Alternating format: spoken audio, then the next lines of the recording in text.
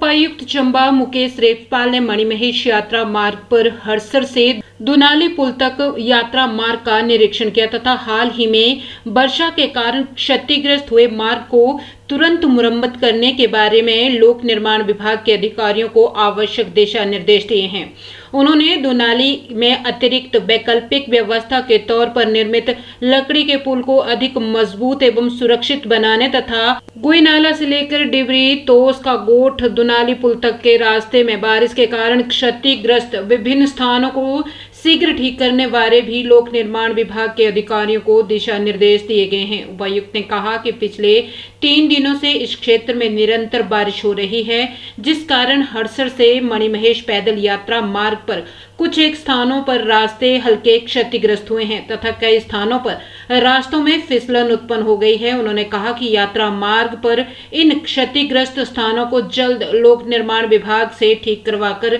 सुरक्षित एवं मजबूत बना दिया जाएगा ताकि यात्रा के दौरान श्रद्धालुओं को किसी भी किस्म की कठिनाई का सामना न करना पड़े। मुकेश रेखपाल ने कहा कि मणिमहेश यात्रा में हड़सर से मणिमहेश तक लगभग 13 किलोमीटर का पैदल ट्रैक एक कठिन तथा उच्च पर्वतीय क्षेत्र है, जहां पर कई बार अचानक मौसम खराब हो जाता है। उन्होंने यात्रा में आने वाले श्रद्धालुओं से अपील की है कि वे इस दुर्गम यात्रा मार्ग में सफर के दौरान पूर्णतः सावधानी बरतें तथा यात्रा के लिए गर्म कपड़े, लाठी, टार्च व अन्य न्यूनतम आवश्यक वस्तुएं अपने साथ रखें। जी आप सभी को मालूम है कि 26 अगस्त के आगे से हमारी मणिमहेश की यात्रा चालू हुई है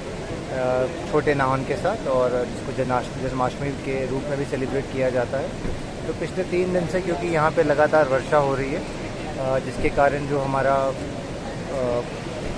हड़सर से लेके धनचोचक का जो रास्ता है वो थोड़ा प्रभावित हुआ है। लगातार बारिश के कारण कई जगहों पे उसमें छोटे छोटे डैमेजेस और स्लिप्स वगैरह भी आए हैं। तो आज एसपी साहब के साथ, कमांडेंट होमगार्ड साहब के साथ, एडीएम भरमौर और पीडब्ल्यूडी की जो टीम है उनके साथ एक इस पूरे रास्ते का निरीक्षण किया गया, ताकि जो भी हमारे ऐसे वल्नरेबल पॉइंट्स हैं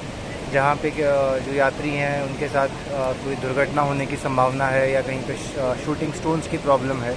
तो उसको लेकर जो भी दिशा निर्देश हैं, जो भी करवाया जा सकता है यात्रा के दौरान, उसके लिए जो है वो एडीएम साहब को और एसडीओ पीडब्ल्यूडी को डायरेक्शंस दिए गए। मैं साथ ही में यात्रियों से ये भी निवेदन करूँगा